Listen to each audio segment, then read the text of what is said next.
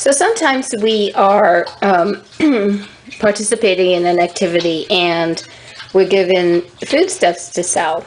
So here I'm trying to make use of the opportunity that selling World's Finest Chocolate provides to me for cooking. And so I've been looking up recipes that include not only chocolate, but also oats, because I have 2 bags of these that I made as an impulse purchase at Costco, and they're enormous bags of oats. And I also have this coconut flour that is gluten-free, and that we've been trying to work on a gluten-free diet, so occasionally we'll bring something into the house that's gluten-free and try to use it. It takes us a while to actually figure out how to use it. How does one use coconut flour? Good question. Okay, so what we're doing today is I found this recipe. It's called Oatmeal Chocolate Coconut Chewy Cookies. That's a handful, mouthful. And I am going to substitute for regular flour. I'm substituting coconut flour.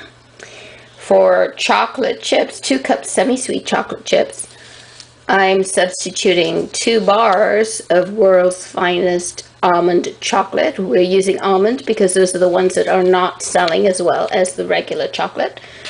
And I am substituting a little bit of the sugar because I, instead of 1 1/4 cups of brown sugar and 1/2 cup white sugar, I'm going to use 1 1/2 cups of brown sugar because we don't have white sugar in the house. And that's it. And I don't know if those are rolled oats. They're just oats. So if those are not rolled oats, then we will be substituting oats for rolled oats, which I don't even know what rolled oats are. Okay, great. So I will give you the ingredients for this afterwards. I'll put it up as a slide.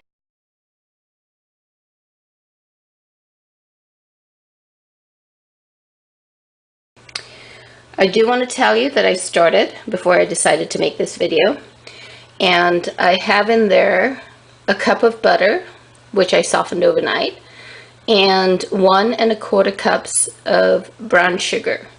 And I am going to add another 1/4 cup of brown sugar to take place of the white sugar. And then mixing it. And just to prove that I am actually the one doing the mixing, here we are, mixing one-handed. Okay, adding in some more sugar and creaming some more. So for those of you who have taken videos will understand the difficulty of this kind of shot. 1, ha! Nicely done. Bloop. Okay. 1. Beat in eggs 1 at a time.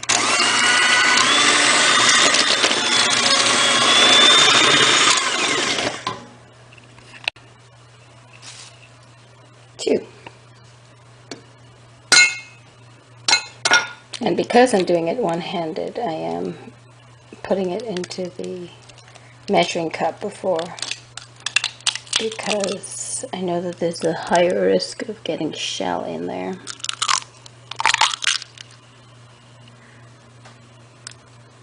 Okay, good enough. Boop. 2. 2 tablespoons milk. This will be interesting. Oop.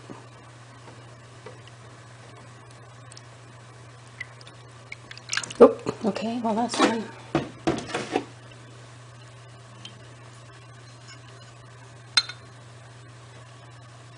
Oop.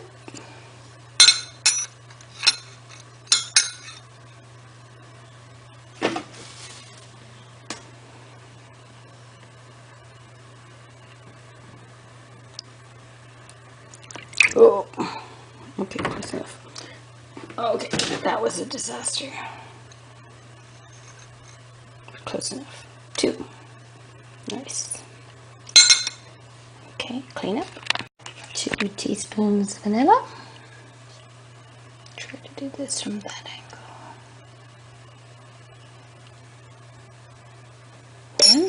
Nice.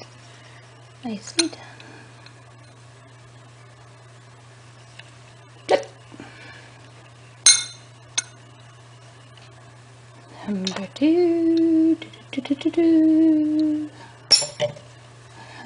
yes, very nice. Oh, 2. Good job. Okay, now we're going to add 1 3/4 cups of all-purpose flour, but I have a coconut flour substitution. So I went to a website called Gluten Free Goddess, and she suggested that we add extra liquid or fat to compensate for the fact that coconut flour is heavier, more absorbent. It'll suck up the liquid. This is also something I found when cooking with flax. So I am going to use the coconut flour, and it says 1 3/4 cups, and this is kind of what that is. And then I'll add an extra 1/4 cup of milk to compensate. I hope that'll be enough. But we're experimenting here. And so I have to do the flour with baking soda and salt. So I'm going to add a teaspoon of baking soda and a couple of twists of salt, because I don't want to do this into a teaspoon. Okay, a teaspoon of baking soda, a couple of twists of salt. Just away. Trust me, I did it. I did 7. We'll mix it together, and then we will stir into the sugar mix until very well blended. But before I do that, I'm going to add a 1/4 cup of milk to the sugar mix, and then blend it a bit, and then do this. So I'm adding a 1/3 cup of milk to the mix. My lovely backsplash painted by Miss Carla Tomei. And we will mix it up.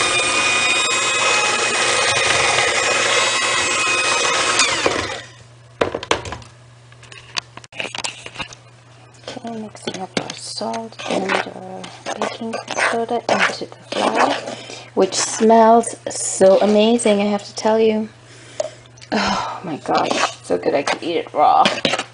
Maybe. I wonder how coconut flour is made. Dry the coconut, grind it up.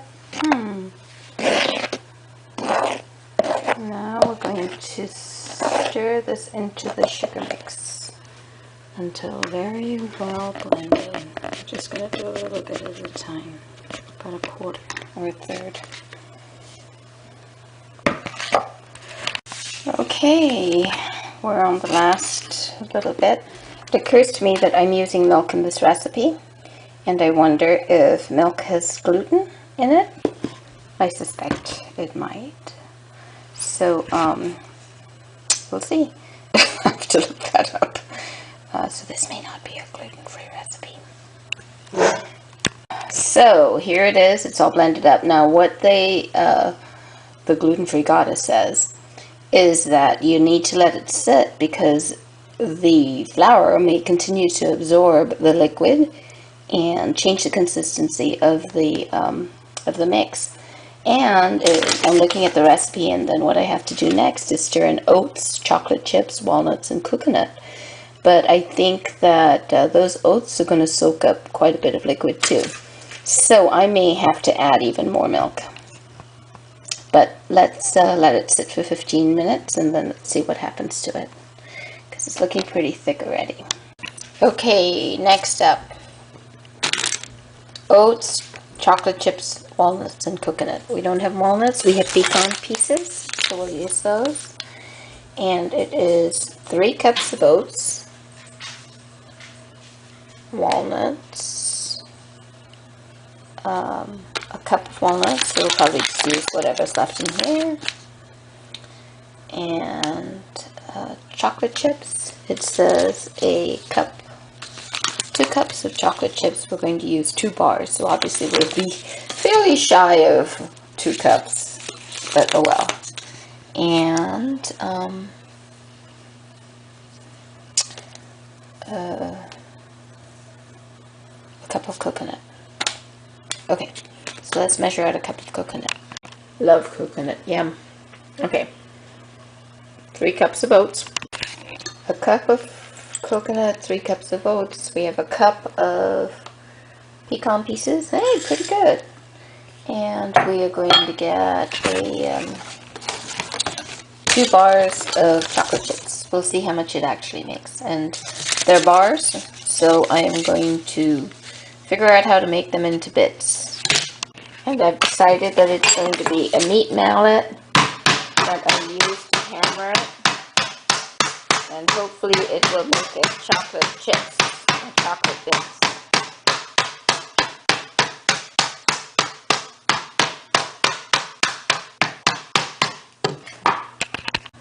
Okay, that was not the way to do it, because now we have little bits of paper stuck in the chocolate. So I'm going to have to dig those out, and then I'm going to put it in the little blender thingy.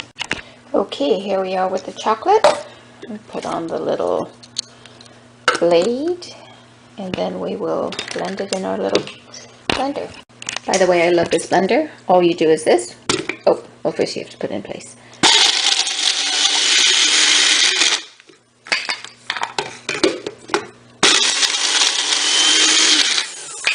I guess it's not really turning into chips.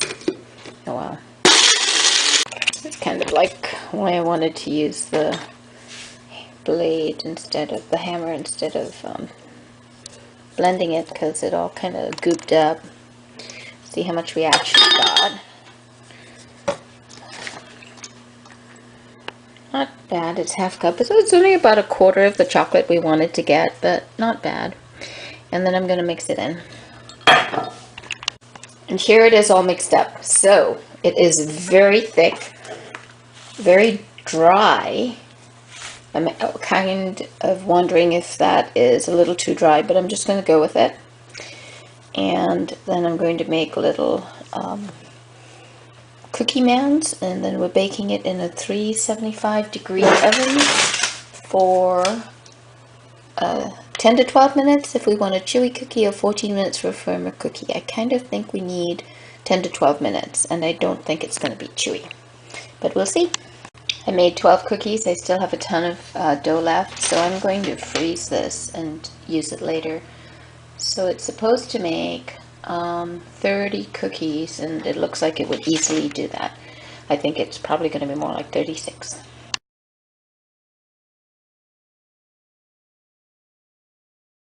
Okay, very interesting. It looks like, I don't know, a little bit like coconut macaroons, but cookie macaroons. Let's see if it's cooked.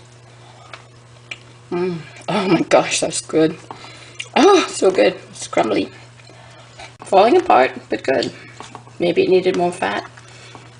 Very heavy on the coconut flavor. Wow.